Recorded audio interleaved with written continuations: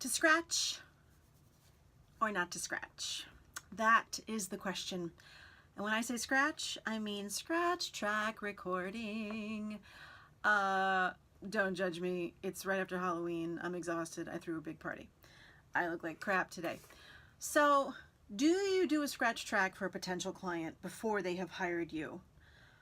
Most would argue and say no. Don't do a scratch track, or maybe do something to the audio so they cannot use it for a final project. But how do you balance that? How do you decide? Because you want to get the business, right? And the clients come to you and said, oh my gosh, your voice is perfect for this. Would you mind cutting a scratch for me and we can see how it fits? I always wind up like on the fence, like, do I do this, or do I risk losing the job because I wasn't a solid participant? So this just happened to me. all these experiences are like fresh experiences that I give you.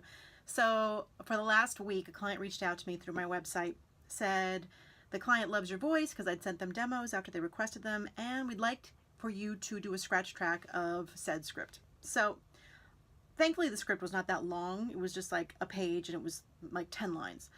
So I'm like, all right, sure, do the scratch.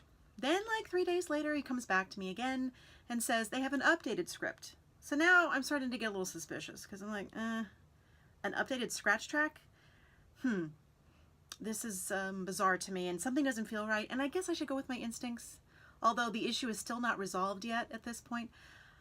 So I say to him, am I hired for this job or not? And he kind of alluded to, well, yes, I just need to do a second scratch and then we'll send you a final script. Fine. So I do it. So then today he gets back to me and says, great, thanks for sending that. The client now wants to audition a few other talent. Ooh, child, that's when my blood starts to boil, because I'm like, well, why would I do all these scratch tracks for you if you're still going to audition for someone else? So I told him politely that I would have just given him an audition, meaning I would not have read the full script, or I would have done something to the existing audition, either a watermark or a fade or something, so it would be unusable, because it's either an audition or you're hiring me and I'm going to do you the courtesy of a scratch. A lot of people do pay for scratch tracks too, so that's another judgment call on a talent's part. Do you want to charge for a scratch track, or no? Are you cool with just reading it and doing them a favor and maybe having a client be a long-term client because of that? Anyway, it's a very personal topic, I think, that I am making public, but he now is apologetic. He understands the situation, and I said anything further has to be a confirmed booking. I can't do another scratch track for you. So it happens sometimes, but this is the real world with voiceover. Sometimes we get asked to do things and, you're on the fence and you're like, I don't want to possibly lose this job because it was a good paying job. But by the same token, am I being taken advantage of too?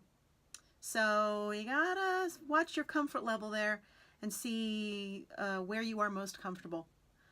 So anyway, we'll see. It's supposed to get back to me. We'll see if I still booked the job or not. In the meantime, I will move on and work on something else because that's all we can do, right? All right. Have a good day. Thanks for listening to me, bitch.